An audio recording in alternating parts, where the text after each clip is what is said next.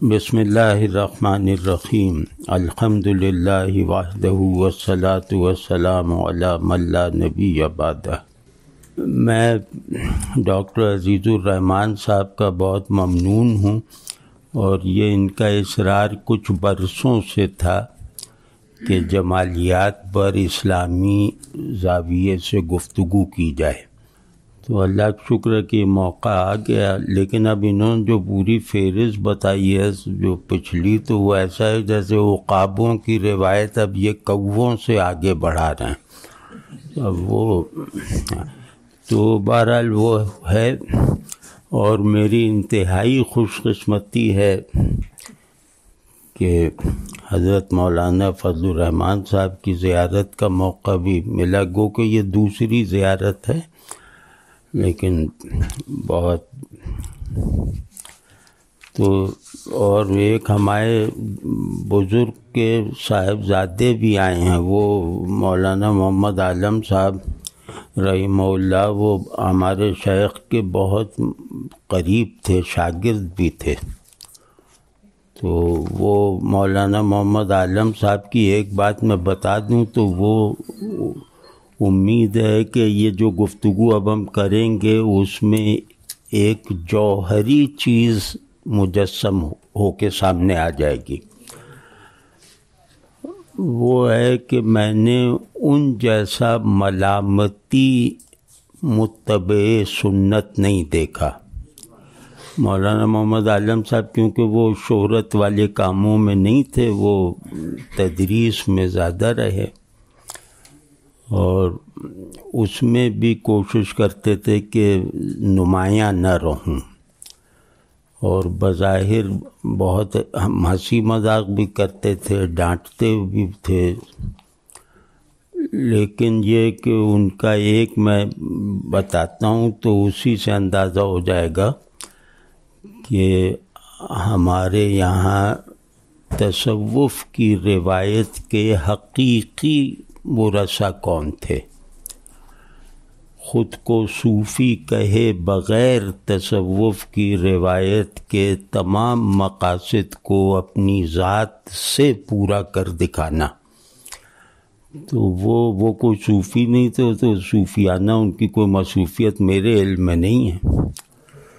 تو وہ جتنا اخفاء ملامت کا مطلب ہے کہ اپنے کمال کی خبر نہ ہونے دینا، نقائص کو اپنی پہچان بنا کر، تو اپنے نقص پر عملاً قولاً نہیں، قول سے تو آدمی اور بڑا ہو جاتا ہے کہ میں ناقص ہوں، عملاً جو ہے وہ اپنے کمال کی حفاظت اپنی عورت اور عصمت کی طرح کرنا۔ یہ رویہ اگر میں نے کہیں دیکھا ہے تو وہ مولانا صاحب میں، اللہ ان کی قبر کو ٹھنڈا رکھے۔ تو مطلب بڑے بڑے لوگوں کو اگر ان کے بارے میں بتا دیا جائے، اور خاص طور پہ جیسے حضرت ہیں تو اس کی تحسین وہ کر سکتے، مگر ان کے بارے میں کچھ نہیں معلوم تھا کہ ان کی تنہائی کیسی ہے، یہ کیا پڑھتے ہیں، کچھ بھی نہیں، وہ کتاب اور وہ لڑکوں سے ہنسی مذاق عجیب طرح سے ہوتا تھا۔ تو خیر یہ ان کی برکت بھی اللہ اس میں شامل رکھے۔ تو جمال یا جمالیات کا مطلب ہوتا ہے کہ جمال ایک مطلق اصول کے طور پر جس علم میں دیکھا جاتا ہے، جس علم میں اس کا تجزیہ کیا جاتا ہے، اسے جمالیات کہتے ہیں۔ تو اس میں ہمارے یہاں جمال کی جو پوزیشن ہے نا، وہ اصول سہگانہ میں سے ایک کی ہے۔ وہ میں کوشش کروں گا بہت اس طرح ایسا کروں کہ اس میں اصطلاح کم سے کم آئے۔ جس چیز، فعل، خیال اور حال پر وجود کا اطلاق ہو سکتا ہے، بلکہ یوں کہہ لیں کہ جس چیز پر بھی وجود کا اطلاق ہو سکتا ہے، جس شے کو بھی چاہے وہ فرضی ہو، واہمے کا نتیجہ ہو، تخیل کی پروڈکٹ ہو، تو جس چیز پہ وجود کا اطلاق ہوتا ہے یعنی وہ موجود ہے، چاہے فی الذہن چاہے فی الخارج، جمال اس کے اصول وجود میں سے ایک ہے۔ یعنی کوئی وجود سے انتساب کے لیے لازم ہے کہ آپ وجود کی قدر جمال کے حامل ہوں۔ اگر جمال آپ کے ہونے کی 3 بنیادوں میں سے ایک نہیں ہے، جمال آپ کی حقیقت کے تصور کو مکمل نہیں ہونے دیتا اپنے بغیر، تو آپ وجود سے نسبت میں ناقص ہیں۔ واضح ہے نہیں بات؟ تو اب اس میں جو 3 اصول ہستی ہیں سمجھ لیں، اور ہستی سے نسبت پیدا کرنے کے لیے ان تینوں اصول سے جو ہے وہ مناسبت اور ان کا مظہر بننا درکار ہے۔ وہ ہے حق، خیر اور جمال۔ ان میں سے جو بھی چیز غائب ہوگی حق کے علاوہ، حق مطلق ہے، وہ ام الاصول ہے۔ حق اگر غائب ہے تو آپ موجود ہی نہیں ہیں، لیکن اگر حق آپ حق سے نسبت پیدا کر چکے ہیں اپنے ہونے کے عالم میں، ذہنی نہیں، تو پھر اگر خیر غائب ہے تو آپ ناقص الوجود ہیں، اور اگر جمال غائب ہے تو آپ ناقص الوجود ہیں۔ اور یہ نقص بہت معیوب ہے، بہت مذموم ہے۔ تو ایک تو پہلی بات یہ ہو گئی کہ جمال گویا شرط وجود ہے۔ دوسری جو بات میں اس میں شرط جمال شرط وجود اور خیر شرط وجود، اس میں ہوتا یہ کہ خیر آفاق کے لیے ہے اور جمال انفس کے لیے ہے۔ تو انفس اور آفاق بیلنس ہوتے ہیں ان 2 شرائط کو پورا کرتے ہوئے۔ بھائی یہ سب آسان ہے نا؟ نہیں وہ بہرحال اب ہم تو ریکارڈ کروا چلتے ہیں، ہم باقی وہ جیسا بھی ہوں۔ اور بھائی یہ مذہبی علم میں بڑی کمی ہے کہ ان کا دماغ سکڑ جاتا ہے۔ بالکل نہیں، یہ سب چیزیں آنی چاہیے۔ شعر کا ذوق ہونا چاہیے، تفلسف کی صلاحیت ہونی چاہیے۔ جیسے ہمارے سلف میں کوئی بڑا ایسا نہیں ہے جو اعلیٰ درجے کا ذوق شعر نہ رکھتا ہو، جس کی زبان پر قدرت کسی امام النحو سے کم ہو۔ تو یہ 2 چیزیں ایسی ہیں جو جیسے میرے لیے ہر چیز کو بامانی بناتی ہیں۔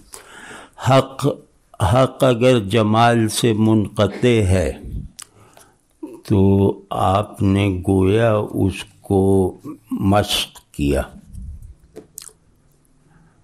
یعنی وہ حق عبارت اور قول میں صحیح ہوگا، لیکن وہ جمال سے خالی ہونے کی وجہ سے بے روح ہوگا، بے کشش ہوگا، ڈراؤنا بن جائے گا۔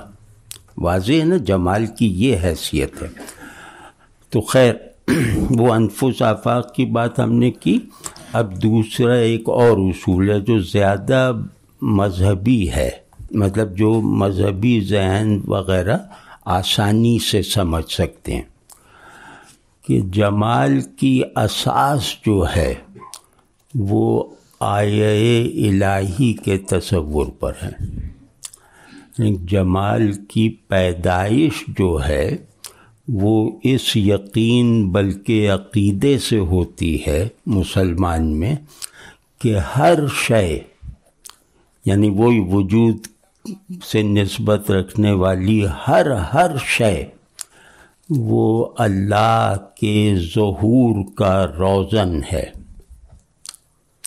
واضح ہے نا کہ سب کائنات میں ہماری نشانیاں پھیلی ہوئی ہیں، تو اللہ تعالیٰ جو ہے وہ کہیں اپنے منکروں پہ بھی اپنا اظہار کرنا چاہتا ہے تو عالم فطرت ہے۔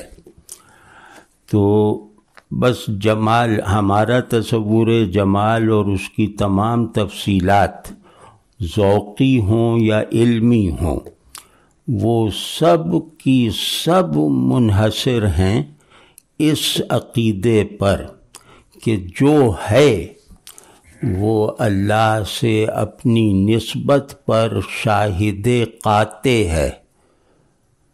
یا شاہد قاطع سمجھ گئے نا؟ اب آپ تو عربی جانتے ہو نا، تو کیا مطلب ہے اس کا؟ ہاں ہاں مطلب ہاں بڑا اچھا ہے، لیکن نہیں، یہ مذاق کر رہے ہیں، یہ مذاق اس لیے کرتے ہیں کہ جذبہ پیدا ہو کہ، اور یا وہ جو اپنی خصوصیت کا احساس کم ہو۔ ہاں تو وہ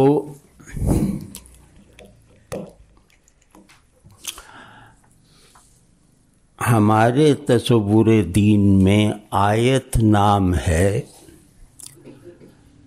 کہ ہر شے اپنی حقیقت الحقائق کے معارف تک پہنچنے کا ایک فعال اور یقینی وسیلہ ہے۔ آپ جس شے کو دیکھیں تو آپ کو اندیکھے سے ایک زندہ استدلالی اور ذوقی ربط فراہم ہو جائے گا۔ تو جمال نام ہے غیب مطلق کو باعتبار ظہور اپریشیٹ کرنے کی علمی اور ذوقی صلاحیت پیدا کرنا۔ ٹھیک ہے، تو آیت اس کو کہتے ہیں کہ اللہ جو کبھی نہیں دکھائی دے گا، تو یہ بات بھی صحیح ہے، اور اللہ کہیں نہیں ظاہر، یہ بات غلط ہے۔ تو واضح ہے نا کہ جیسے اگر ایک اللہ کو ماننے والا اپنے تینوں شرطوں کو پورا کر کے مان رہا ہے، حق، خیر اور جمال، یعنی اپنے وجود کو کامل کر کے مان رہا ہے، تو وہ اگر وہ کہے گا کہ میں نے اللہ کو نہیں دیکھا، جب یہ کہے گا تو یہ سچ ہے۔ اور پھر اگر اس کے سامنے یہ کہا جائے کہ میں نے اللہ کو دیکھا ہے، یہ جھوٹ ہے۔ میں نے اللہ کو نہیں دیکھا، یہ اس سے بڑا جھوٹ ہے۔ واضح ہے یہ بات نا؟ تو یہ جو پیراڈاکس کہتے ہیں کہ جہاں دیدن اور نادیدن کا نظام میری آنکھ پہ نہیں چل رہا، وہ جیسے اللہ کے ظہور و خفا کا نظام ہے، مجھ سے باہر ہے، وہ یہ کہلواتا ہے کہ نہیں دیکھا، یہ بھی جھوٹ ہے۔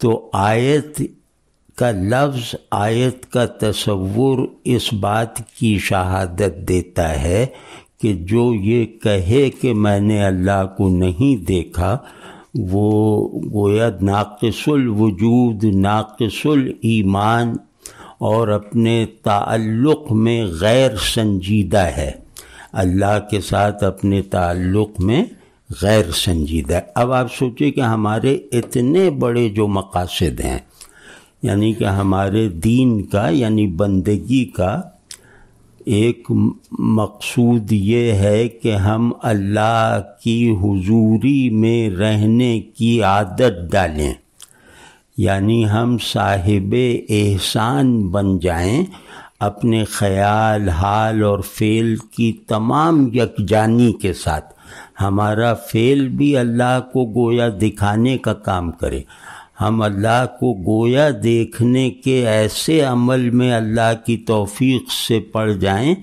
کہ ہمیں دیکھنا بھی جیسے لگے کہ یہ اس صاحب احسان کو دیکھنے سے کیفیت احسان پیدا ہوتی ہے۔ احسان کے لفظ میں ہی جمال چھپا ہوا ہے۔ تو جیسے رسول اللہ صلی اللہ علیہ وسلم فرمایا کہ اللہ کے اس مفہوم میں فرمایا کہ اللہ کے دوست کی نشانی یہ ہے کہ اسے دیکھ کر اللہ یاد آ جائے.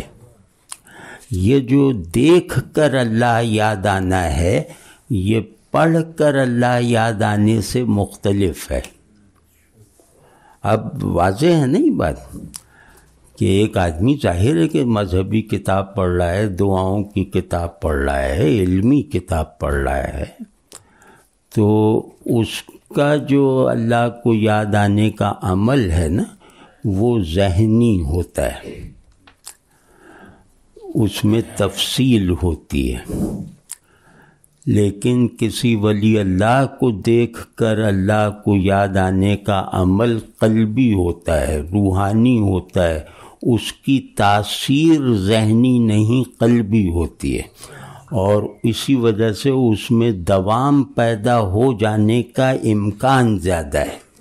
بعض لوگ ایسے میں نے دیکھے ایسے لوگ کہ جنہوں نے کسی کو دیکھا اور پھر جیسے بدل گئے, بالکل بدل گئے, انقلاب آ گیا ایک صاحب کو صرف دیکھ لینے کے نتیجے میں.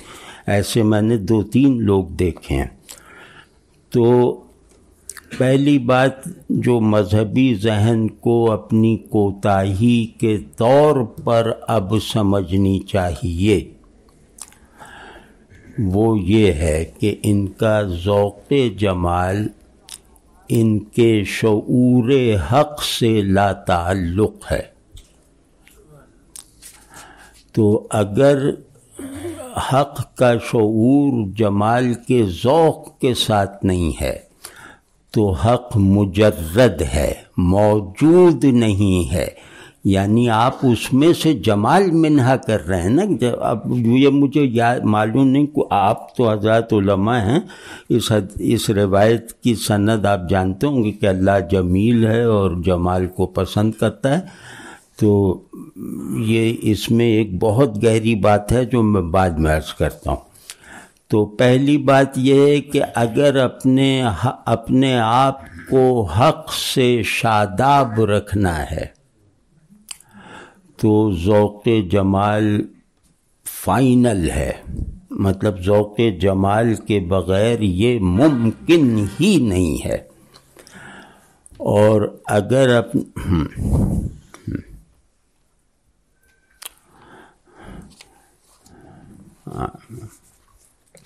جی یاد رکھ, اصل میں تھوڑا سا مروبیت ہو رہی ہے نا وہ سب تو کہنے میں.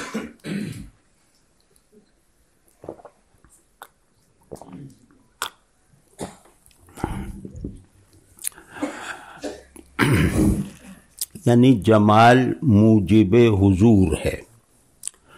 جو چیز میرے اندر موجب حضور یا حضور کی کیفیت کو محسوس کرنے کے ملکے کے طور پر ہے اس کو کہتے ہیں ذوق جمال. اور جس طرح حق میں الوہیت ضروری ہے, خیر میں ربوبیت ضروری ہے, اسی طرح جمال میں اس کا اظہار, اس کا پورا نظام ظہور آپ کی سمجھ میں بھی نہیں آئے گا اور تجربے میں بھی نہیں آئے گا جب تک آپ جمال کا ذوق نہیں رکھتے, جمال کی تحسین والا وہ رویہ نہیں رکھتے. یہ بات واضح ہوگی. اب دوسری بات میں عرض کرتا ہوں. آیت جیسے میں نے عرض کیا کہ اللہ کے غیاب مطلق میں ادنا سا بھی رکھنا پیدا کیے بغیر اس کی حضوری میں رہنے کا عالم ہے کہ نہیں. تو وہ جو ہے جس کو یہ نصیب ہوگا, ممکن ہے کہ اسے جمالیات پڑھ کے نصیب نہ ہوا ہو, ممکن ہے اس کے ذوق جمال کا انکشاف خود اس پر نہ ہوا ہو, لیکن اگر اسے حضوری میسر آ گئی ہے, چاہے مجاہدات سے, چاہے کثرت ذکر سے, یا چاہے کسی بھی دینی عمل یا خیال کے وسیلے سے اسے اگر حضوری میسر آ گئی ہے تو صاحب حضور کبھی صاحب حضور جمال کے منتہا پر ہوتا ہے. وہ صرف اس حضوری کا واقعہ اسے جو ہے وہ حقیقت جمال کا مشاہدہ کروا دیتا ہے. اب واضح ہے نہیں بات؟ تو کبھی آپ دیکھیں کہ اب کیونکہ تصوف کا ایک ڈسپلن ہے نا، معروف ہے، ورنہ تو اولیاء اللہ تصوف سے مشروط نہیں ہیں. تو اس میں کیونکہ باطن کی تربیت ہے، حضوری کے احوال ان لوگوں میں زیادہ ہیں یا ہمیں پتہ ان کے تھرو ہے، تو آپ کبھی دیکھیں کہ یہ انتہائی صاحب ذوق ہوتے ہیں. اور جتنے بڑے شعراء ہیں ہماری روایت میں، خصوصاً فارسی میں، ان میں زیادہ تعداد ان کی ہے جو صاحب حضور تصوف کے معیار پہ ہیں، یعنی جو پریکٹسنگ صوفی ہیں، حافظ ہیں، رومی ہیں، وہ کیا نام ہے، سنائی ہیں، جامی ہیں. اچھا، یہ جو جامی اور کیا نام ہے حافظ، یہ نقش بندی ہیں. تو اب آپ انداز لگا لیجیے نقش بندی، اب دیوان حافظ سنائیے ذرا. تو یہ آپ سمجھے نا، خواجہ عبید اللہ احرار رحمۃ اللہ علیہ جو مولانا جامی کے شیخ تھے، وہ مولانا جامی کے شعروں میں پر بھی اصلاح دیتے تھے، جن کے بارے میں جامی نے کہا نا کہ درون فقر بوئے شاہی آمد،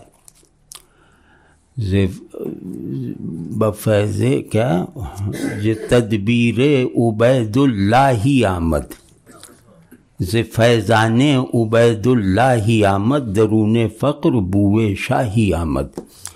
تو یہ تو خیر شوق دلانے کی بات تھی، اس کا موضوع سے تعلق نہیں تھا. تو اب میں یہ چاہ رہا ہوں کہ آج عمدۃ السلوک کو جیسے اس کے اقتباسات سے ہم جمال کیا ہے کہ درست سوال تک پہنچیں. جمال کی اہمیت ہم نے بتا دی کہ آپ کے اندر ایمان کی بہار آپ کے ذوق جمال پر منحصر ہے، وہ ورنہ وہ عجیب سا وہ لکڑی کا ذہن بن جائے گا. تو یہ ہم نے اس کی اصل اہمیت عرض کر دی. اب صورت یہ ہے کہ یہ جو جمال جو ہے یہ ہے کیا؟ جمال باعتبار صورت آپ کے لیے مفید اتنا نہیں ہے. اگر صورت جمیل اپنی حقیقت کو ظاہر نہیں کر رہی تو وہ قبیح ہے. یعنی ہر وہ صورت جو دیکھنے میں اچھی معلوم ہوتی ہے لیکن اس کو دیکھنا اللہ سے محبت میں یا اس کے ساتھ حضوری کے تعلق میں اضافہ نہیں کرتا تو وہ قبیح ہے، کیونکہ شیطان کا سب سے بڑا ہتھیار نیکیاں ہیں. وہ نماز پڑھوا کے جتنا گمراہ کرتا ہے اتنا نماز سے روک کے نہیں کرتا. تو حسن بلا حقیقت یہ بدصورتی ہے. تو اب ہمارا تصور جمال کیا ہوا کہ ہر وہ صورت جو الہ جمیل کی طرف متوجہ کر رہی ہے ایک نفسی تسکین کے ساتھ، وہ جمال ہے. اور ہر وہ چمک دمک جو الہ جمیل کو ڈھانپے ہوئے ہے یا اس سے لا تعلق ہے اور صرف میرے نفس اور جبلت کی ادنا سطحوں کو جو ہے وہ مشتعل کرتی ہے، تو وہ قباحت ہے، وہ بدصورتی ہے. تو اب ہم یہ جب دیکھیں گے کہ اگر ہم دیکھیں کہ ہمارا ذوق جمال کس درجے کو پہنچائے، جیسے ہر چیز میں ہم جب آگے بڑھتے ہیں تو بار بار اپنا جائزہ لیتے رہتے ہیں نا کہ ہم فلاں چیز میں اب فی الحال کہاں تک پہنچے. جو لوگ یہ جائزہ نہیں لیتے رہتے وہ کہیں پہنچے بغیر ہر جگہ پہنچ جاتے ہیں. تو وہ یہ بہت ضروری ہے. تو اب اس میں کیا دیکھنا ہے کہ خوبصورت لگنے، خوبصورتی کے مشاہدے سے پیدا ہونے والی مخصوص پیٹنٹ کیفیت جو ہر انسان میں ہوتی ہے، خوبصورتی کو دیکھا اور اس کی معروف کیفیتیں محسوس ہو رہی ہیں. یہ کیفیتیں اللہ کی حضوری کی طرف کھینچ رہی ہیں یا نہیں؟ اگر یہ اللہ کی حضوری کی طرف کھینچ رہی ہیں تو ایک فاسق آدمی کی نظر میں خوبصورت چہرہ بھی خوبصورت ہے، ٹھیک ہے نا. اور اگر یہ نہیں کھینچ رہی تو ایک زاہد آدمی کے نظر میں خوبصورت چہرہ بھی آپ کے لیے تباہ کن ہے. واضح ہے نا. چہرہ میں نے علامتی طور پر جمال کی قسمیں بھی عرض کرتا ہوں. تو جمال کی حقیقت اللہ کا ظہور ہے، یعنی جس بنیاد پر چیزیں جمیل کہلاتی ہیں. یہ بات بالکل جیسے مذہبی بات ہے اور اس کو سمجھے بغیر آپ قرآن سے لطف اندوز نہیں ہو سکتے. وہ جو جنت کا بیان، قرآن کا آہنگ، حتیٰ کہ جہنم کا بیان، وہ تو امیجری کہلاتی ہے جو جمالیاتی فنون کی سب سے بڑی صلاحیت کہلاتی، تصویر کشی. تو ذرا وہ پڑھیں اور پھر شکوہ آواز کا، رد مسکا، تو یہ سب نہیں ہے تو بس فر پڑھتے ہی جائیں گے بس. تو یہ اتنی اہم بات ہے جو میں عرض کر رہا ہوں کہ اس کے ذوق جمال کے بغیر نسبت مع القرآن بھیانک حد تک ناقص ہے. فہم قرآن اس کا کفارہ نہیں بن سکتا. یہ بات یاد رکھنے کی ہے. تو اب اس میں جو ہمارا تصور ہے کہ بھئی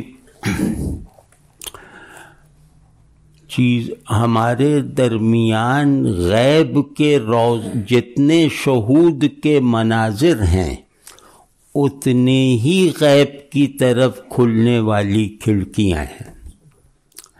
ہر شے کھڑکی بھی ہے اور تصویر بھی ہے. تو جتنا کچھ ہمارے آنکھوں کی رسائی یا تخیل کی تحویل میں ہے، یعنی صورتیں، یہ سب اپنی حقیقت کی طرف اشارہ کرتی ہیں، واضح اشارہ. تو جس کو جمال سے مس نہیں ہے، اس کی حقیقت کا شعور نہیں ہے، وہ شے کو تصویر بنا کے فارغ ہو جاتا ہے. اس کی آنکھیں شے کے پیچھے جھانکنے کی نہ تمنا رکھتی ہیں نہ صلاحیت رکھتی ہیں. یہ بدصورتی ہے. اور اگر اس کی آنکھیں شے کے حسن کو واہ کہتے ہوئے اس میں رکھی ہوئی کھڑکی پر فوکس کر کے غیب کے غیب ہونے کا تجربہ حاصل کرتی ہیں، تب وہ صاحب ذوق ہے. اور جو بھی دین کا ترجمان ہے اگر وہ یہ نہیں ہے تو اس کو اپنے آپ کو معزول کر دینا چاہیے. تو علم میں بھی، تعلیم میں بھی یہ ہے. علم نام ہے علامت سے حقیقت تک پہنچنا. علامت کا جو لفظ ہے وہ اس کا مادہ اور علم کا ایک مادہ ہے. علامت یا آیت دونوں کے معنی ایک ہیں، مطلب دوسرے علوم میں وہ سمبل ہے، ہمارے یہاں وہ سائن ہے، علامت ہے. تو یہ ایک معنی میں ہے. علامت کی تعریف یہ ہے کہ شے اپنے سے بالا تر کی طرف ایک قابل اعتماد اشارہ کرتی ہے. یعنی ہر شے ایک تیر کا نشان ہے اپنے سے اوپر کی طرف. ہر شے جو ہے وہ آپ کو اپنے اندر اپنے تک محدود رہنے سے روکتی ہے. اگر وہ آنکھ ہو نا آدمی کے پاس تو وہ جس معلوم تک جس مشہود تک بھی پہنچے گا وہ وہاں ٹکے گا نہیں. وہ اشارہ دیکھ لے گا بس وہ چلتا چلا جائے گا. تو پورا نظام شہود اگر شے واحد مان لیا جائے تو یہ شے اشارہ کر رہی ہے نظام غیب کی طرف یا ماورائے شہود کی طرف، کیونکہ بلندی لازم ہے علامت اور شے میں، اور جس کی وہ علامت ہے بلندی چاہیے نا، بلندی لازم ہے علامت میں. تو شے شہود سے بلندی ہی غیب ہے نا، تو ہم کہیں گے ماورائے شہود کی طرف وہ ایک قابل اعتبار اشارہ کر رہی ہے، اور وہ اشارہ اتنا یقینی ہے کہ خود وہ شے اتنی یقینی نہیں ہے. اب یہ دوسرا مرحلہ ہے کہ میں نے چیز کو دیکھا اور چیز کے خالق کو اسی کے اشارے پہ بوجھا، تو جو اس نے بجھایا ہے وہ اس کے دکھائی دینے سے زیادہ یقینی ہے.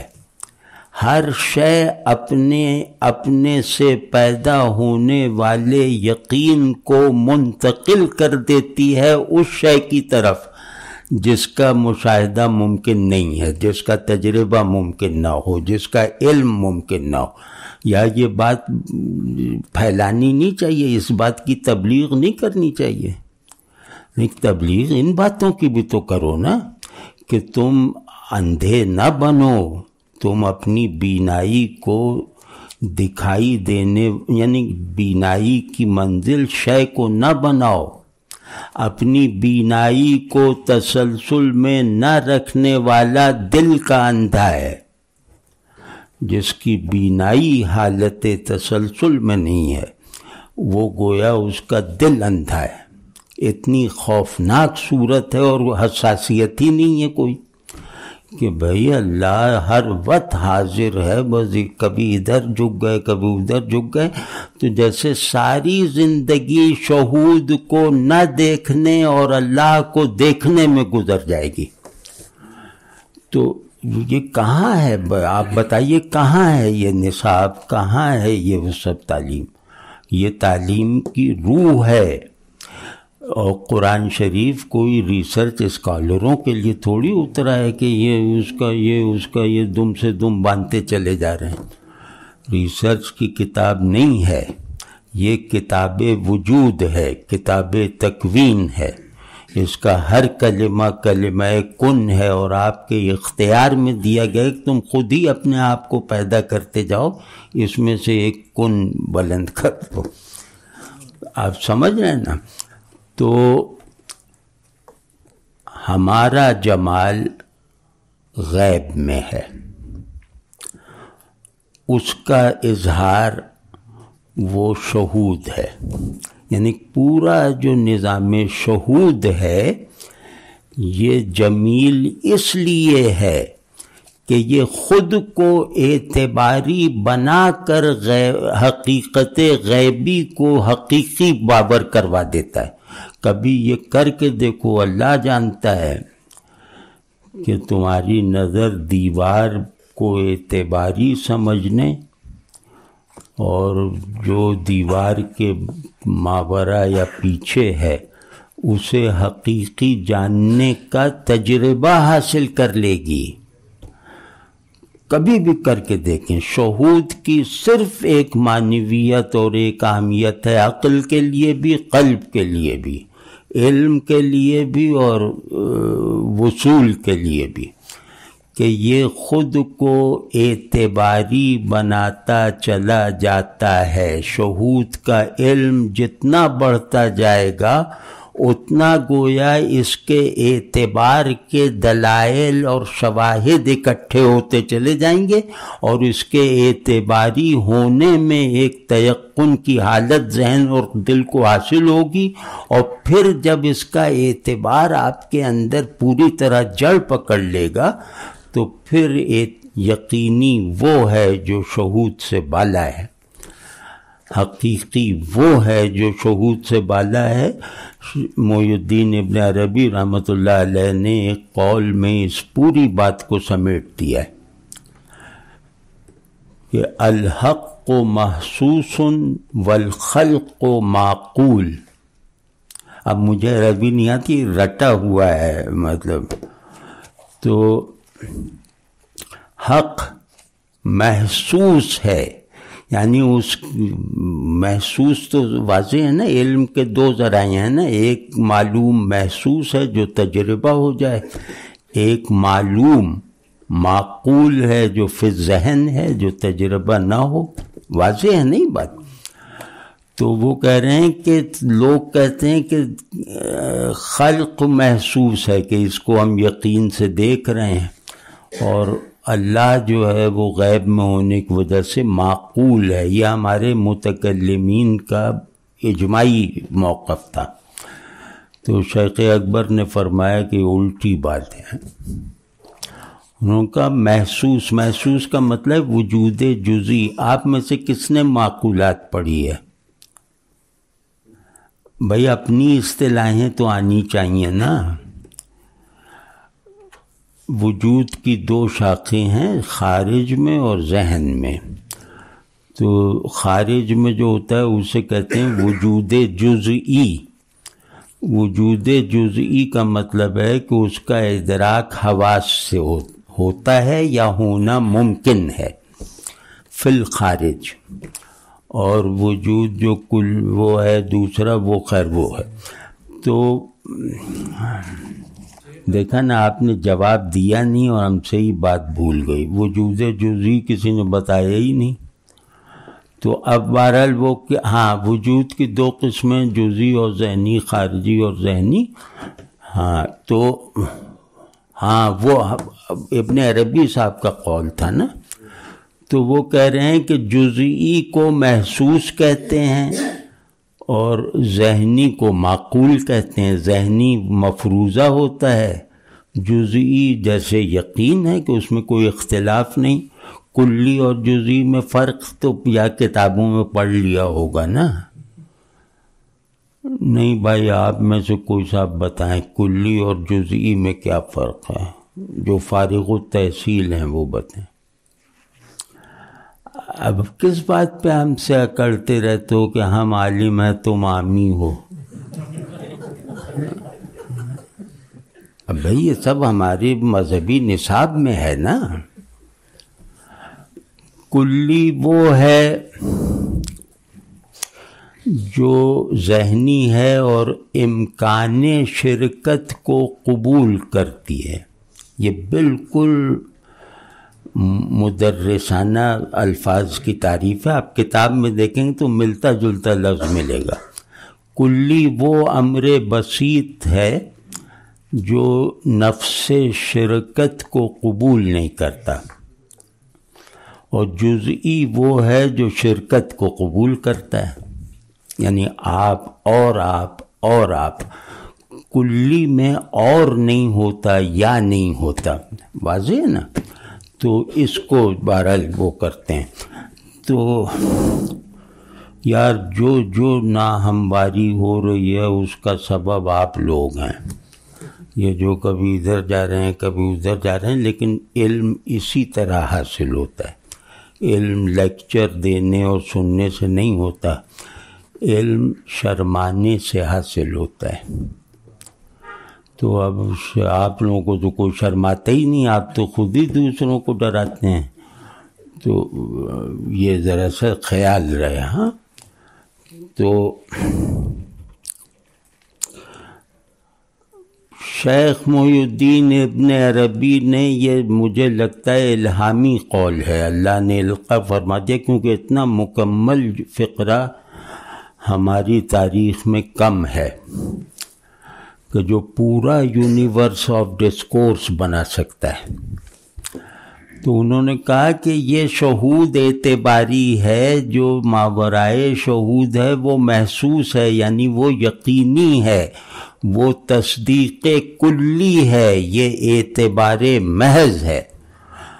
یعنی اللہ جو ہے وہ اپنے غیاب مطلق میں رہتے ہوئے، اپنی تنزیہ محض میں رہتے ہوئے، وہ جو ہے وہ یقینی ہے، وہ محسوس سے زیادہ یقینی ہے، اور یہ دکھائی دینے کی حالت میں ہونے کی وجہ سے غیر حقیقی ہے. اب آپ یہاں اس بات پہ جیسے قوالیوں میں حال آتا ہے نا، اس طرح آپ لوگوں کو ہونا چاہیے تھا. تو وہ آپ سمجھے نا کہ جو دکھائی دے جائے وہ حقیقت ہو ہی نہیں سکتی.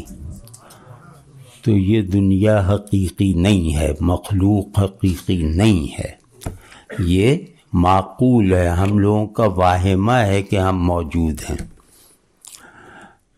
حقیقی وہ ہے، اور حقیقی کے لیے انہوں نے ہماری اصطلاح استعمال کی کہ تم کیونکہ نہیں سمجھ سکتے تو اس لیے تمہیں ہم بتا رہے ہیں کہ محسوس کا جتنا یقین تمہیں ہے وہ اللہ سے منسوب ہونا چاہیے.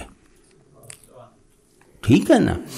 تو یہ ہمارے نظریہ جمال اگر کوئی مجھ سے کہے کہ ایک فقرے میں بتاؤ تو وہ یہ فقرہ ہے کہ جس کے حصے جمال میں محسوس غالب ہے، یعنی جس کا ذوق جمال پر دیکھا ہوا غالب ہے اور اندیکھا غیر حاضر ہے، وہ بدصورتی کے مندر کا پجاری ہے.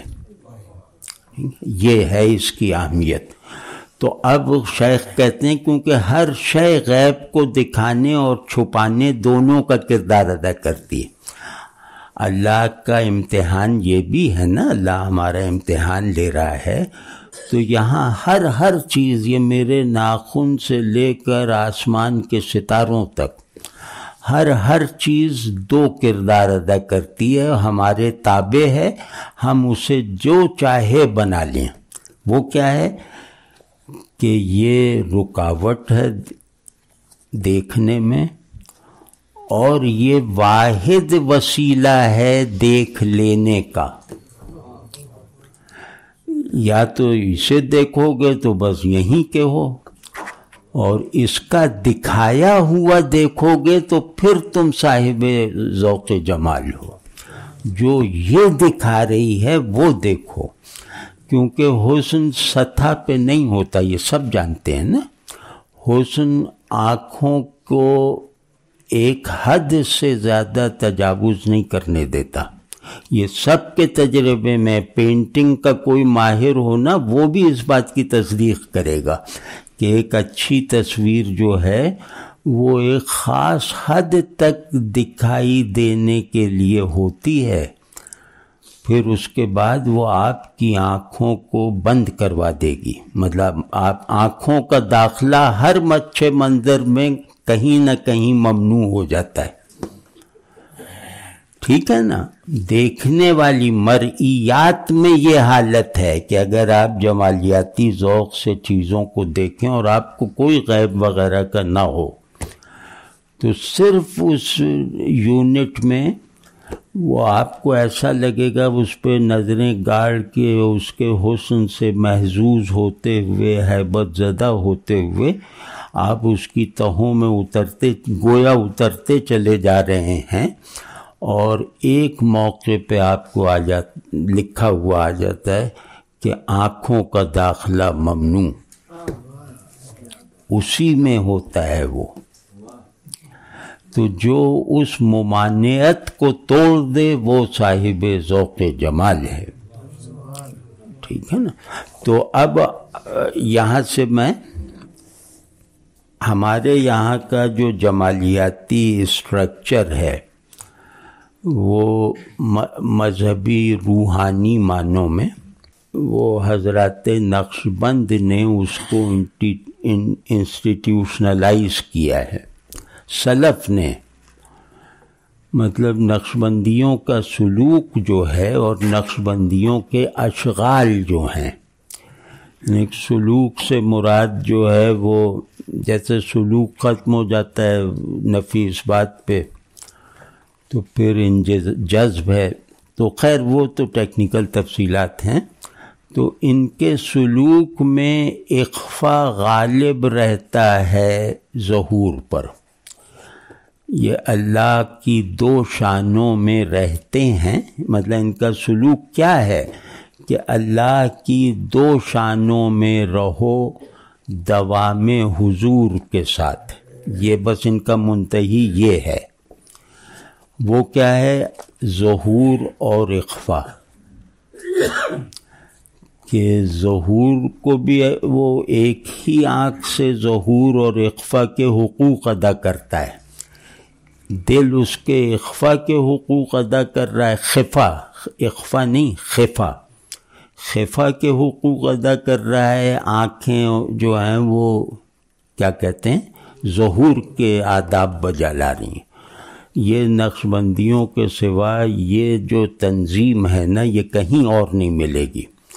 جیسے میں عرض کرتا ہوں کہ ان کے یہاں ایک قول مشہور ہے، آفیشل قول ہے، اور غالباً وہ حضرت نقشبند رحمۃ اللہ علیہ کا ہی ہے کہ نہایت دیگراں در بدایت ما مندرج است، ہے نا، تو اس کا مطلب جو ہے کہ لوگوں کی منزل ہمارا آغاز سفر ہے، ٹھیک ہے نا، جہاں لوگ اپنا سفر تمام کرتے ہیں ہم وہاں سے سفر شروع کرتے ہیں، لیکن اس کو لوگوں نے تکبر کا ذریعہ بنا لیا کہ یہ تو کون چشتی اور کون قادری، ذرا سامنے تو آئے، تو وہ سامنے آ جاتا تھا تو بھاگ جاتے تھے۔ تو وہ جو ہے اس کا مطلب یہ تھوڑی ہے کہ جیسے وہ یہاں تک پہنچے یہاں سے چل کر، تو یہ ان کی نہایت ہو گئی، اب نقشبندی یہاں سے چل کے ان کے نقطۂ آغاز تک پہنچتا ہے،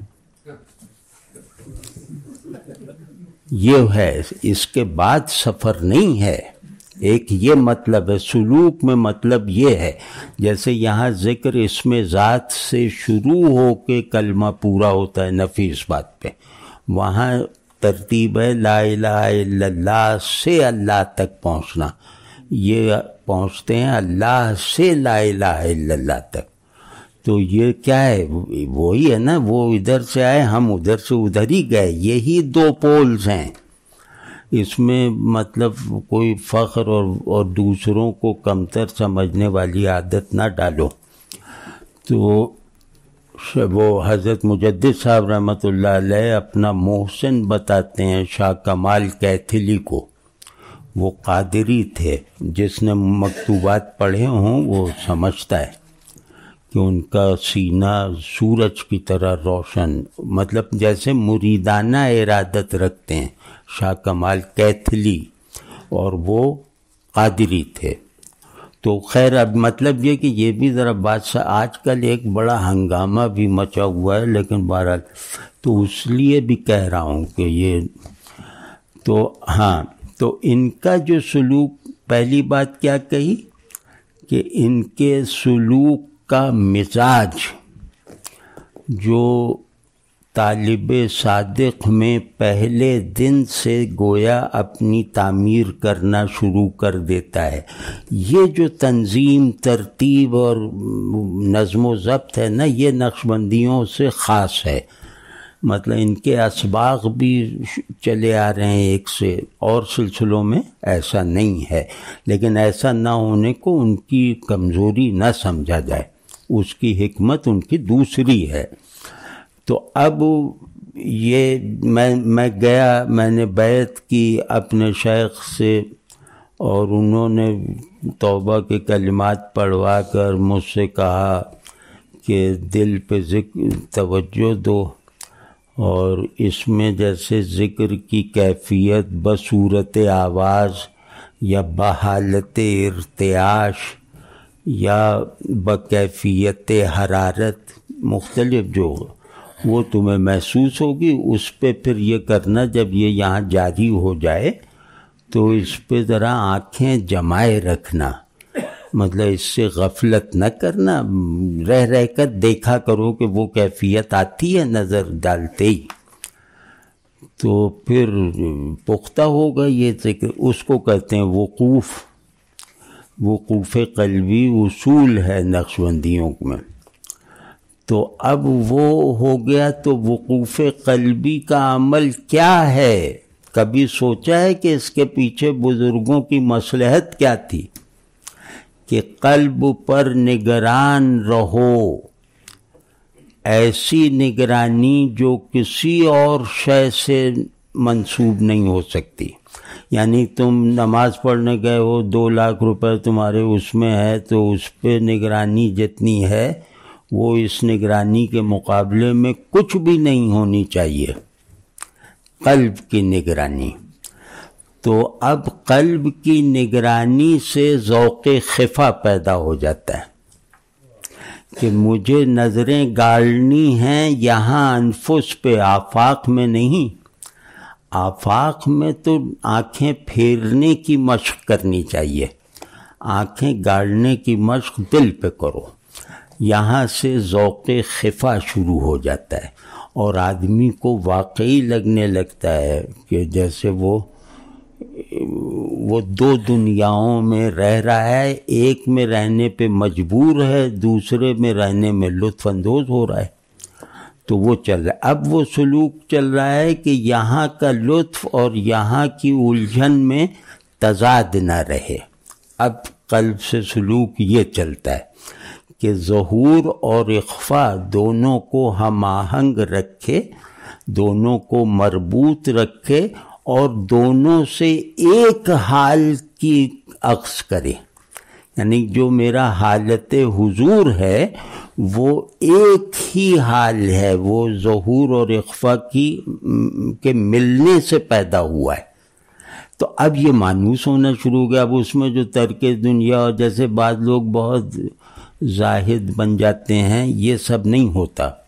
پھر یہ کہ یہ عالم ظہور ہے، یہ عالم خفا ہے اس دل میں۔ یہاں پہ حضرت بہاؤالدین صاحب نے ایک بہت زبردست فقرہ کہا کہ ما ہرچ بینیم در خود بینیم، ما ہرچ یابیم در خود یابیم، کہ ہم جو دیکھتے ہیں اپنے اندر دیکھتے ہیں، آنکھوں کو یہ موبائل فون اور گھڑی اور کار دیکھنے میں ضائع نہیں کرتے، اور اللہ کی سب سے بڑی نشانی کائنات کی کوئی شے نہیں ہے، وہ میرا قلب ہے۔ تو اب وہ یہ کہہ رہے ہیں کہ ہم تو وہاں دیکھتے ہیں اور جو دیکھنا ہوتا ہے وہاں دیکھ لیتے ہیں۔ یہاں دیکھنے کا نقصان یہ ہے کہ جو دیکھنا ہوتا ہے وہ کبھی نہیں دکھائی دیتا۔ تو وہ خیر انہوں کا ہر چے یابیم وہ در خود یابیم، در سینہ خود یابیم۔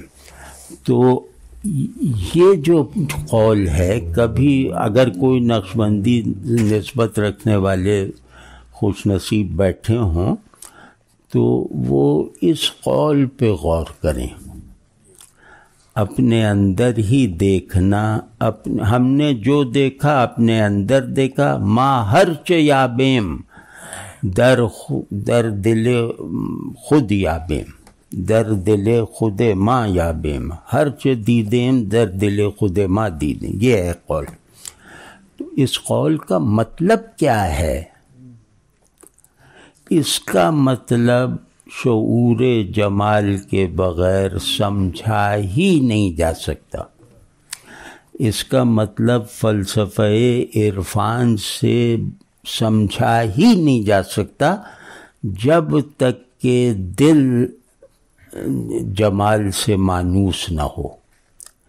یعنی وہ جمال جو خفا کو یقینی بناتا ہے اور مرئی کو اعتباری کر دیتا ہے. تو خیر، تو اسی طرح یہ جیسے کیونکہ یہ جو ہے نا سلوک نقش بندی پہ 2 کتابیں سب سے جامع ہیں. قدمہ میں وہ ایک صاحب تھے مولانا عبداللہ صاحب، حیدرآباد دکن کے تھے، یا اب پتہ نہیں صحیح نام یاد ہے، تو ان کی کتاب اچھی، لیکن وہ مختصر ہے اور وہ مشائخ کے لیے ہے. اس کا نام بھی کچھ ایسا ہی ہے، سلوک مجددیہ. لیکن یہ جو زوار صاحب رحمہ اللہ کی کتاب ہے نا، یہ جامع بہت ہے. جامع کس لحاظ سے کہ یہ جیسے فرض کیا نیت مراقبات ہیں. مراقبات آپ سمجھتے ہیں کہ مراقبات کی اہمیت کیا ہے؟ مراقبات عارف اور عاشق بیک آن بناتے ہیں. ان کی نیت کو سمجھو گے تو عارف بنو گے، اور اس نیت پہ عمل کرنے کے نتائج حاصل ہو گئے تو عاشق بن جاؤ گے. ٹھیک ہے نا؟ عاشق ذہن کو استعمال کر لے تو عارف ہے، عارف دل کو استعمال کر لے تو عاشق ہے. یہ نقش بندیوں کے سوا کوئی نہیں جانتا، تجربے سے، مطلب اپنے تجربے سے. تو اب یہ ذرا اب یہ سب نے دیکھی ہوگی نا آپ لوگوں نے، تو ذرا سنیے گا کہ وہ جیسے صوفیوں میں کشف مشہور ہے نا، کشف اس کو ہو ہی نہیں سکتا جو ذوق جمال نہ رکھتا ہو. کشف کہتے ہیں آنکھوں کی نارسائی پر کڑھنے والے کو ملنے والا صلہ، یہ کشف ہوتا ہے. ہاں، تو اب دیکھیے گا، ابھی یہ بتائیں گے. یہ سب انہوں سے فائدہ اٹھائیں نا تو بہت اچھا ہو جائے. کشف ہے، کشف کی 2 کشف جو ہوتا ہے نا بلا ارادہ چیزوں کا معنی یا صورت کے طور پر انکشاف. کشف صوری بھی ہوتا ہے اور معنوی بھی ہوتا ہے. اب حضرت نے کشف کی یہ 2 قسمیں پہلے بتائیں کہ کشف کونی ہوتا ہے، یہ معمولی کشف ہوتا ہے کہ جیسے کل یہ ہوگا پرسوں وہ ہوگا، اس طرح ہوتا ہے. اور اصل کشف جو مطلوب ہے وہ کشف الہی ہے. اب میں عرض کرتا ہوں، ابھی آ جائے نا چشمت پڑھنے کے لائق ہو جاؤں. کشف الہی جذب الہی کے ساتھ ہوتا ہے، اور جذب الہی نقش بندیہ کی منزل ہے کہ جاذبہ حق کا میرے اندر میری بساط کے مطابق وہ کمال حاصل ہو جائے تو بس میں منتہی ہوں. میں مطلب جو کچھ اس سلسلے میں برکتیں ہیں سب پا چکا.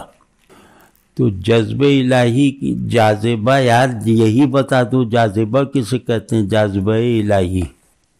اب جناب زیادہ ہوا تو پھر تو واک آؤٹ نہ کر جائیں یار. حضرت فرماتے ہیں کہ وہ تمام علوم جو کہ اللہ تعالی کی ذات و صفات سے تعلق رکھتے ہیں وہ کشف الہی کی قبیل سے ہیں، بشرطے کہ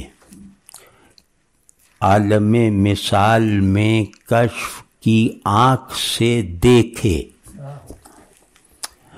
اور ایک قسم اس کی ہوتی ہے جسے اصطلاح میں الہام کہتے ہیں، وہاں دکھانا ہے یہاں سجھانا ہے. جو معنی کہہ رہا تھا نا میں، تو جس کے معنی یہ ہیں کہ اللہ تعالیٰ صوفی کے دل میں کوئی علم القاء کر دے، اللہ تعالیٰ صوفی پر اپنی حضوری القاء کر دے، اپنا ظہور القاء کر دے، اور اللہ تعالیٰ اپنے خفا کو سے ذہنی طور پر اطمینان میں اضافہ کرنے کے لیے کوئی معرفت نصیب فرما دے. یہ کشف کے دو وہ ہیں.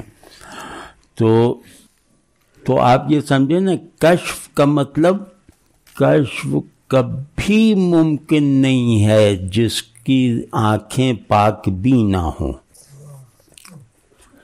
یعنی بے پردگی میں رہنے والی آنکھ وہ کبھی کشف الہی کی نعمت نہیں حاصل کر سکتی. اور اس بے پردگی سے لطف اندوز ہونے والا یا متاثر ہونے والا دل وہ کبھی معارف غیبی کا مستحق نہیں ہے. وہاں کبھی معارف نزول نہیں کریں گے. تو اب آپ سوچ لیں کہ یہ جو شہود ہے اس کے ساتھ تعلق رکھنے میں اوامر و نواہی کیا کیا ہیں وہ سب اس میں بتائے گئے ہیں. ہماری بولی نہیں سمجھ پا رہے تو اب بہرحال پڑھ دیتے ہیں. اب کیا کریں یار. نقشبندیوں کے اسباق تعداد میں بہت زیادہ ہیں اور ان میں کچھ اختلاف بھی اگر ہے تو تعداد دونوں جگہ بہت زیادہ ہے.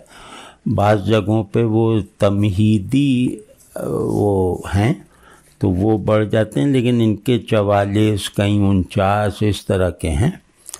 تو اب ان کا جو مراقبے کا آغاز جو ہوتا ہے نا وہ ہوتا ہے مراقبہ احدیت سے.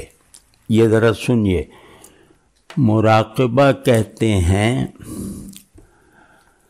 ان دیکھے کے دکھائی دینے کا انتظار، ان بوجھے کے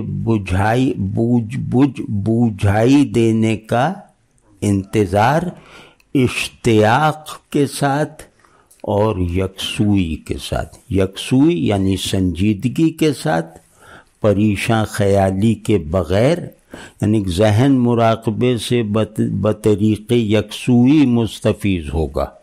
اور دل کو جو فیض پہنچے گا مراقبے کا وہ جب تک وہ خشیت یا محبت کے ساتھ نہیں متوجہ ہوگا. واضح ہے نا. تو کیفیت اور خیال دونوں کو مرتکز کر کے مضمون مراقبہ پر متوجہ ہو جانا، اور اس توجہ میں ایسی شدت ہو کہ اگر کوئی سوئی چبھو دے تو آپ کو احساس نہ ہو، مطلب اس میں کوئی خلل نہیں ہے. اب یہ شدت ہے مراقبے کی پری کوالیفیکیشن. مطلب یہ اگر نہیں نہیں سوئی چبھونے کا تو ہٹا دیں، وہ تو پھر مشکل ہم ہی پھنس جائیں گے. تو وہ لیکن وہ مثال دی ہے کہ ایک استغراق ہو جاتا ہے. تو اس میں ہے ان کے یہاں مراقبہ احدیت ہے. یہ تمہیدی مراقبہ ہے. تمہیدی مراقبے سے مراد یہ ہے کہ اب آپ اللہ تبارک و تعالی کی ذات سے نسبت پیدا کر سکنے کے آخری درجے پر جو ذہن میں آ سکتا ہے، آخری درجے پر فوکس اس لیے کر رہے ہیں کہ احدیت بھی اپنے پیچھے سے مجھے مانوس کر دے. اللہ اپنی احدیت سے بھی ماورا ہے. واضح نا. ذات اور صفات کے درمیان برزخ ہے احدیت. احدیت صفت نہیں ہے. ایک پہلو سے دیکھیں تو احدیت ذات کا نام ہے، ذات کا عنوان ہے، اور دوسرے پہلو سے دیکھیں تو کثرت صفات جو ہیں وہ اس میں جمع ہیں پہلے کی. تو یہ ایک برزخ سا ہے اور بہت ضروری ہے. تو اس پر فوکس کرنے سے پھر غیب کے ساتھ عرفانی تعلق کا آغاز ہوتا ہے درست سمت میں، اور درست وہ کیا کہتے ہیں، درست جہاں سے سفر شروع کرتے ہیں وہاں درست وہ ٹرننگ کیا ہے، ہاں درست نقطۂ آغاز سے. صحیح بات. تو آپ لوگ ان کے رسمی مرید ہیں. ہم نے یہ کتاب درسن پڑھائی ہے پوری. یہ صورتحال ہو گئی ہے کہ میں عالموں کی مجلس میں ایک مرتبہ ممبر ہو گیا، ایسے ہی پتہ نہیں کیا سوچ بنا دیا. تو وہاں عالم تھے سب، فارغ التحصیل اساتذہ وغیرہ. تو وہاں مجھے یہ وہم ہو گیا کہ میں عالم ہوں. آپ یقین مانے بڑا استغفار وغیرہ کیا، لیکن یہ دب ہی نہیں رہا تھا یہ کہ میں عالم. تو اسی طرح آج کے صوفیوں کو دیکھ کے یہی لگتا ہے کہ میں صوفی ہوں. ہاں اچھا، اب یہ دیکھیے مراقبے کا ادب بتا رہے ہیں، طریقہ کہ باطنی صفائی کا دوسرا جو طریقہ ہے وہ مراقبہ ہے. پہلا تو وہ ذکر ہے، اور دل کو وساوس و خطرات سے خالی کر کے فیض خداوندی اور رحمت الہی کا انتظار کرنا اور اس کے مورد پر وارد ہونے کا لحاظ کرنا مراقبہ کہلاتا ہے. اب میں اس میں کچھ لفظ کھول دوں، مجھے یقین ہے کہ یہ عبارت اکثر کے لیے نافہم ہے،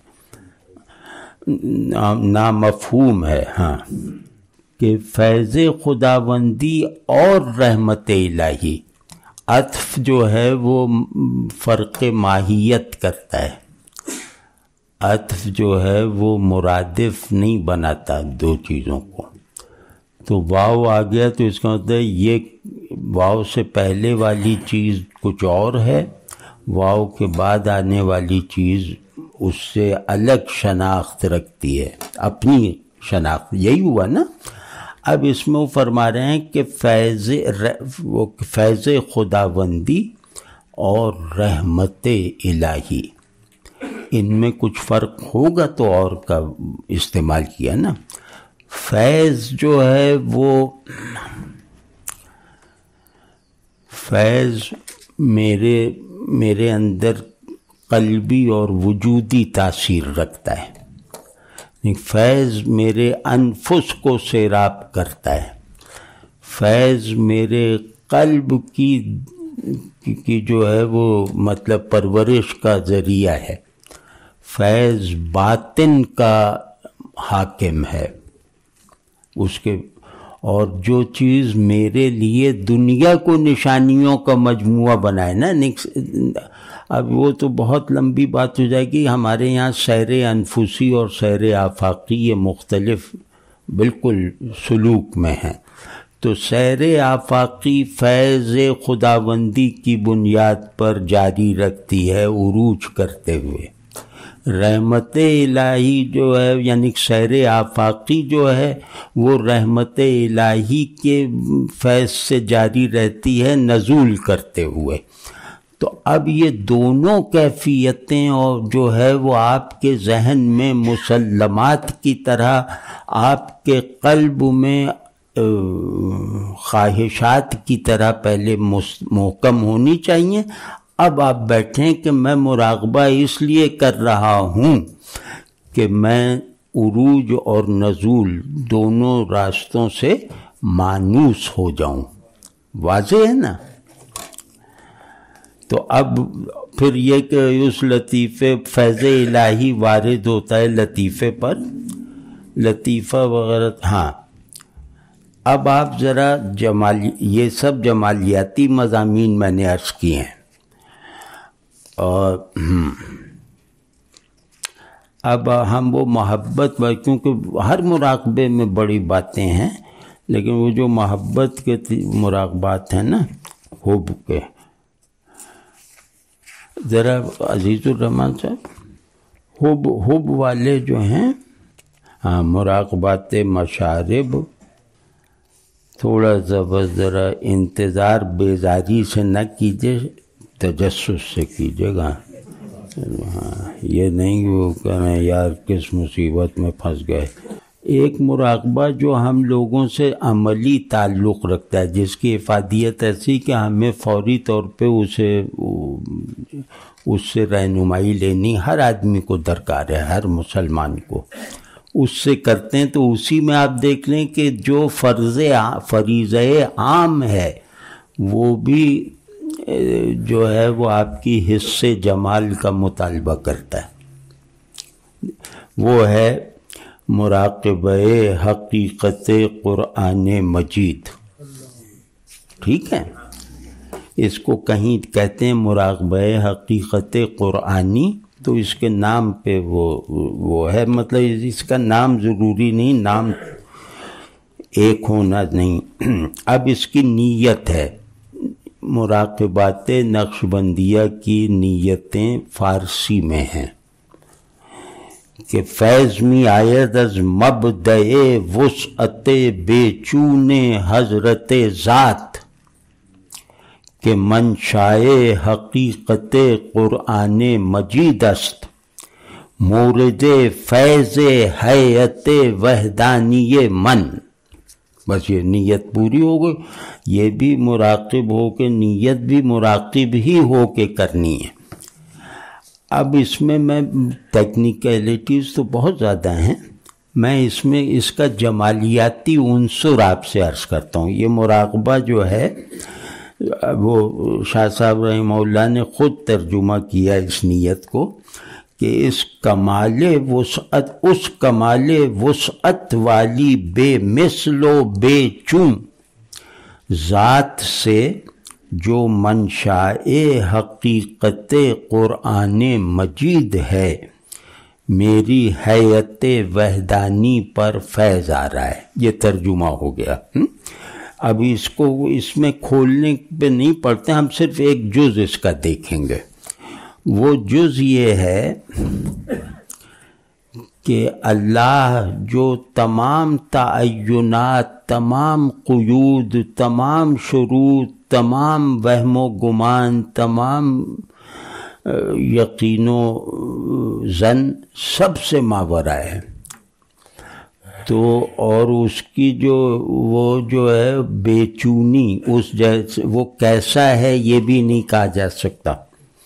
تو مطلب یہ کہ ایک ماورائے ادراک و حواس، بلکہ ماورائے وہم و عقل، ماورائے تصور و تخیل ایک ہستی اور ایک متصرف ذات ہے.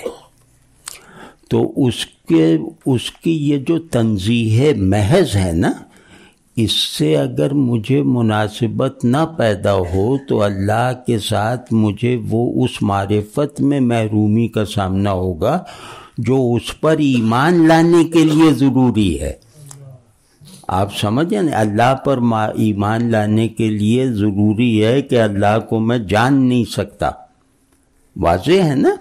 تو اب اس کو دیکھیے ان بزرگوں نے کس طرح اس مسئلے کو وہ لیا ہے کہ ہمیں اس لائق بنا دیا ہے کہ ذوق عبودیت کاشف غیب ہے، فہم عبودیت وہ جیسے حقیقت شہود کو حقائق فراہم کرتا ہے.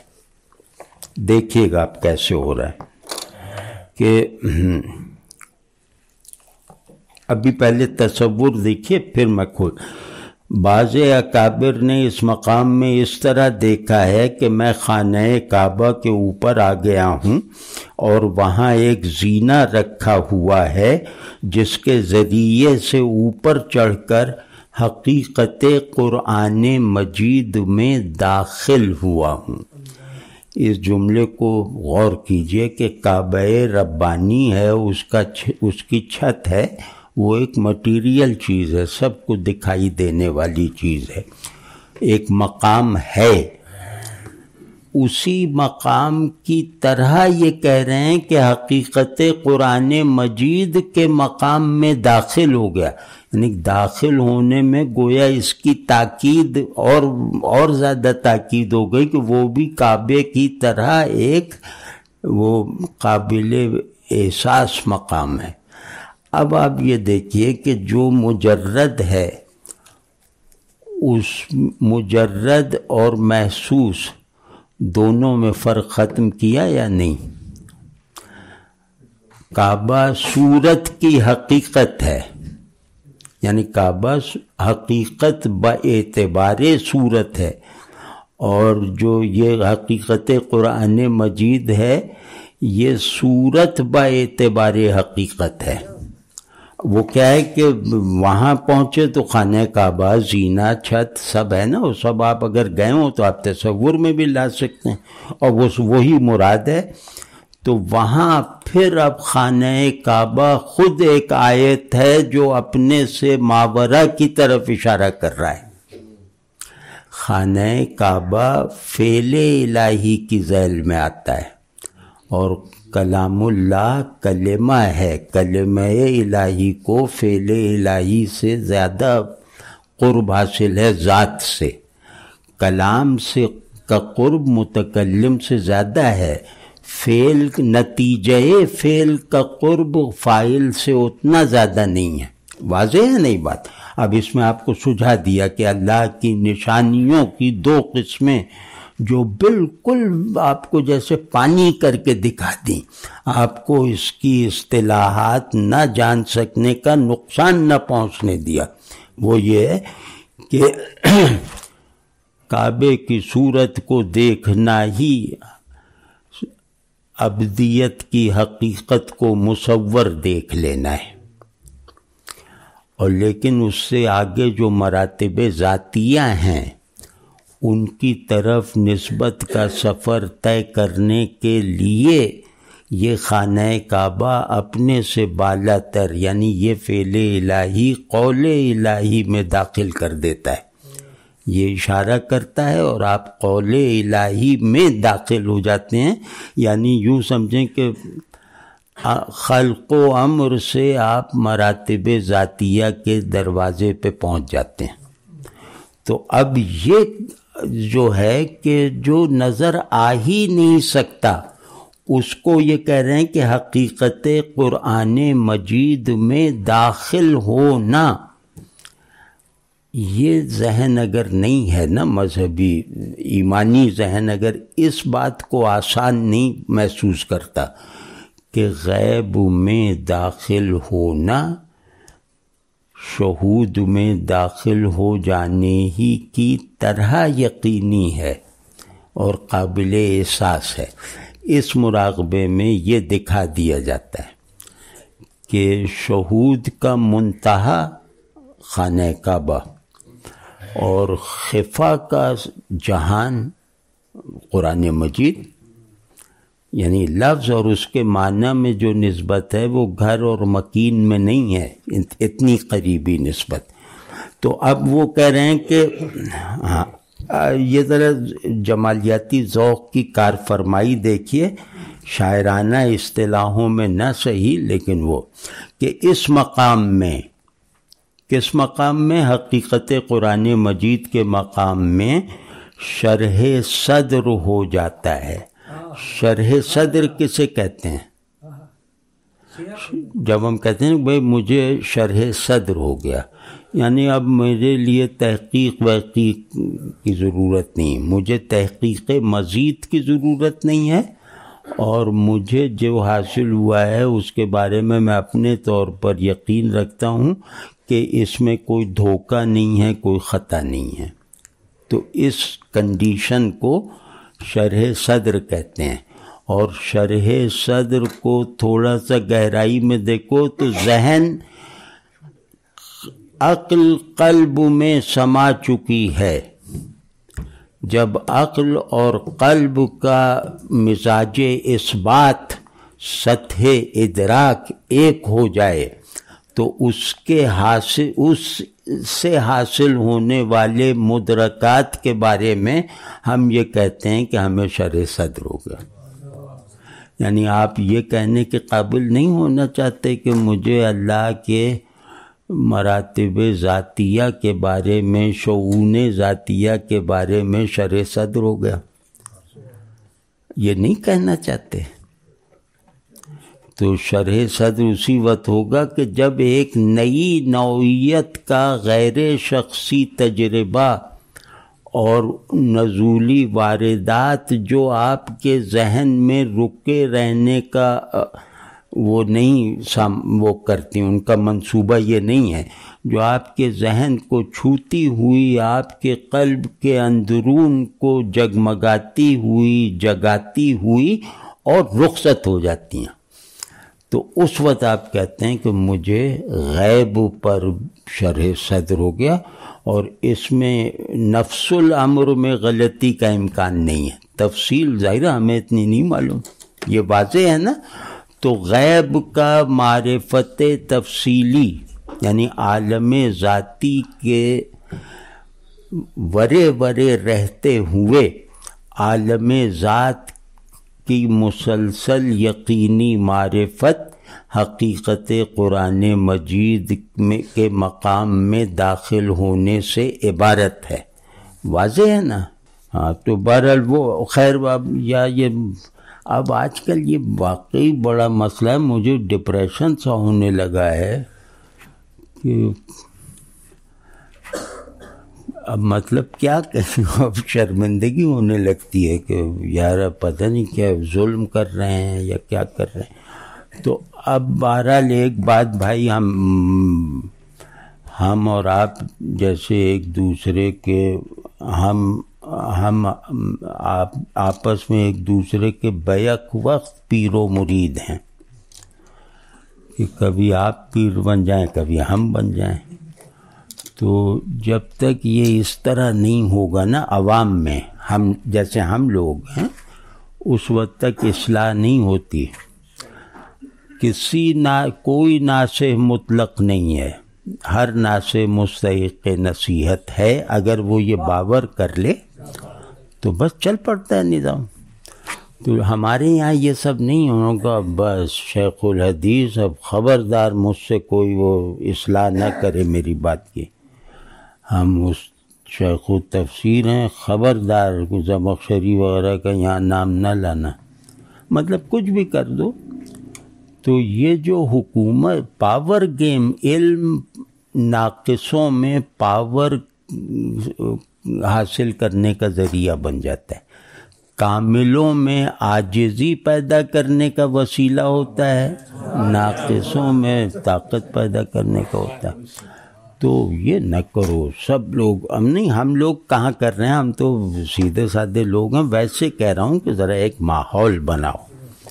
تو اب اس میں صورت یہ ہوئی کہ جس کو اللہ کے ساتھ تعلق میں قلبی سچائی اور ذہنی تیقن کے ساتھ ترقی کے مواقع حاصل ہو گئے، اور اس ترقی کا جو نقشہ ہے وہ دنیا میں نہیں بنا ہوا، وہ میرے باطن میں ہے. میرے باطن غیب کی لوکیشن ہے.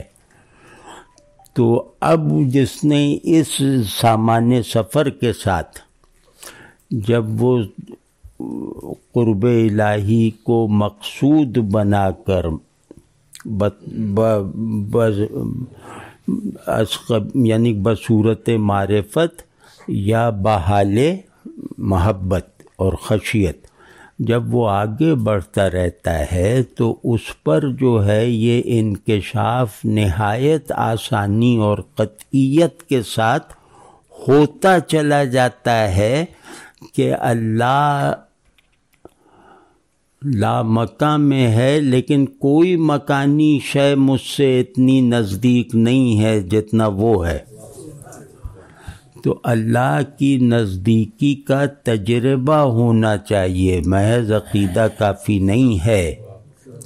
جس کو اس کا تجربہ نہیں ہے اس نے اللہ سے تعلق کی بہت ہی ضروری شرطیں پوری نہیں کی ہیں.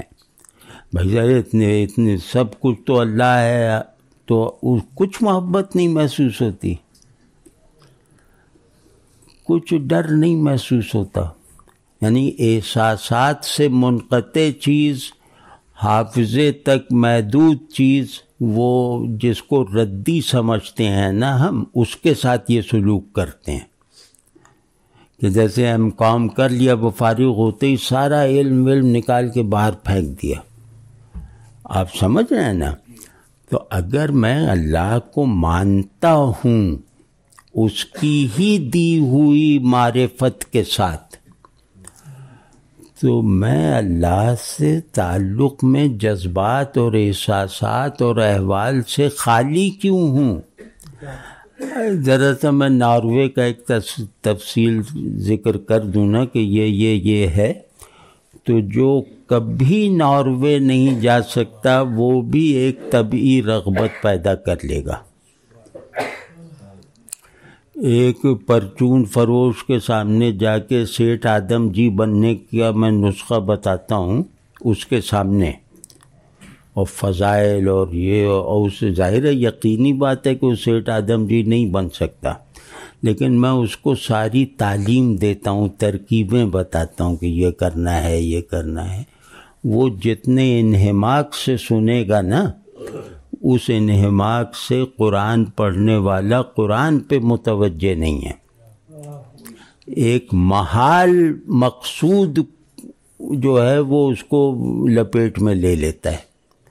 تو یہ سب دکھاؤ نا کہ پیسے سے کہہ دو کہ مجھے کچھ نہیں، احساسات کا میرا پیسے سے کوئی تعلق نہیں، میرے جذبات کا کوئی تعلق نہیں ہے امیری سے، دولت سے، تو سب جھوٹ ہے، کیونکہ اللہ نے مال بنایا ہے یہ میلان کے ساتھ ہے، یعنی اس کا میلان فطری ہے، طبعی ہے، تو اس میلان کو اللہ کی طرف سے کشش آپ مغلوب نہ بنائے تو آپ نے اللہ کو نہیں مانا نا۔ یہ تو دنیا میں سب سے بڑا گناہ جو قرآن شریف پڑھو تو یہی لگتا ہے، دنیا سے محبت، یہ سب گناہوں کی جڑ ہے۔ تو دنیا سے محبت میں تو آپ کو یہ فکر ہے، کوئی آدمی کہہ ہی نہیں سکتا کہ یہ سچا نہیں ہے، اس محبت میں سب سچے ہیں، سچائی کے آخری درجے پہ سچے ہیں دنیا کے ساتھ محبت میں۔ تو اللہ کو کیا کرو گے، وہ بھی تو کہہ رہا ہے مجھ سے وہ کرو، تو نہیں، نان سیریسنس اور بے حسی، تو یہ ایمان کو مردم شماری کے رجسٹر میں تو رکھوا دے گی، وہاں پتہ نہیں ہمیں وہ ریکگنائز کرتے بھی ہیں یا نہیں۔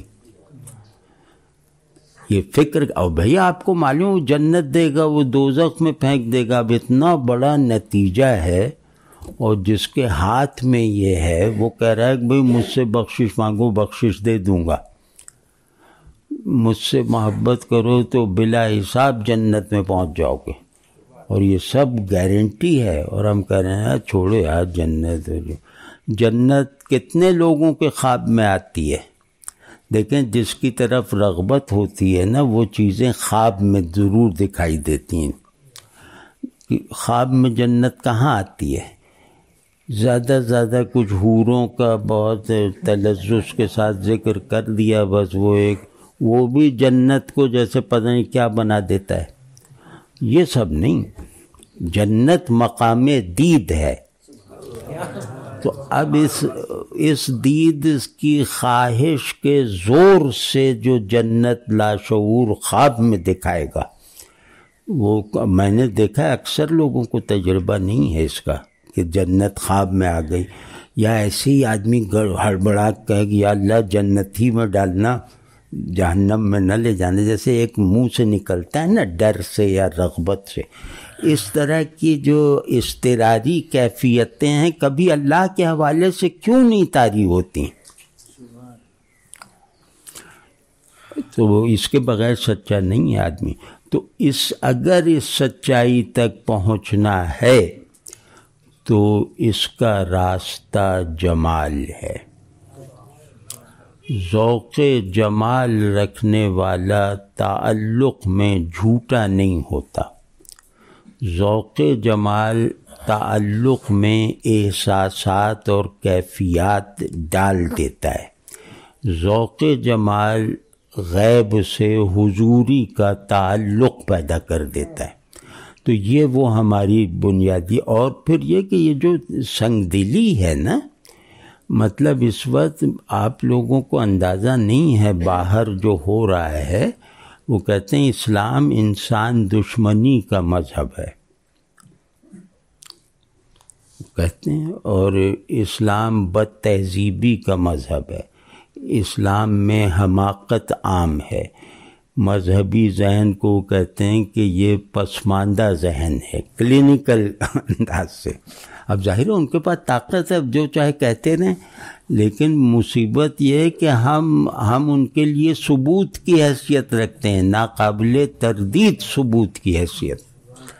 تو یار بڑی شرمانے کی بات ہے، گھبرانے کی بات ہے. اور ایک کس نے روکا ہے؟ زبان کتنی آتی ہے؟ حمد، شکر اور ثنا دونوں کا اس کا ترجمہ ہے نا، شکر اور ثنا.